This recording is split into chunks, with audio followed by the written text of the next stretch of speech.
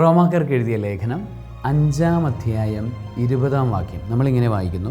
പാപം വർദ്ധിപ്പിക്കാൻ നിയമം രംഗപ്രവേശനം ചെയ്തു, എന്നാൽ പാപം വർദ്ധിച്ചിടത്ത് കൃപ അതിലേറെ വർദ്ധിച്ചു.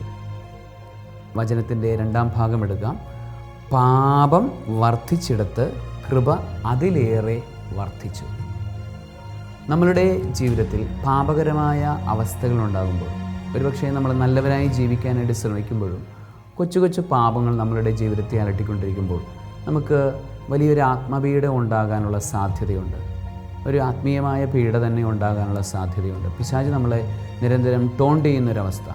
നീ പാപം ചെയ്തല്ലോ, നീ അങ്ങനെ ചെയ്തല്ലോ, നീ ഇങ്ങനെ ചെയ്തല്ലോ എന്നുള്ളൊരു ചോദ്യവുമായി പിശാച് നമ്മളെ നിരന്തരം ശല്യം ചെയ്യുന്നൊരവസ്ഥ ഉണ്ടാകുമ്പോൾ നമ്മൾ ഓർക്കേണ്ട വചനമാണിത്.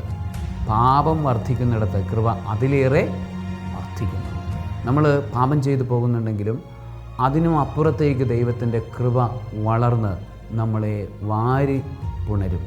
നമ്മൾ ഒരു ധൂർത്തപുത്രൻ്റെ ജീവിതാവസ്ഥയിലേക്ക് പോകുമ്പോൾ അവിടുന്ന് പിതാവിനെ പോലെ കെട്ടിപ്പിടിക്കാനായിട്ട് നമ്മളുടെ തിരിച്ചുവരവും കാത്തിരിക്കുന്ന പിതാവായി അവിടെ നമ്മളെ നോക്കിയിരിക്കുന്നു, കരുണയോടുകൂടെ കാത്തിരിക്കുന്നു എന്ന് നമുക്ക് ഓർക്കാം.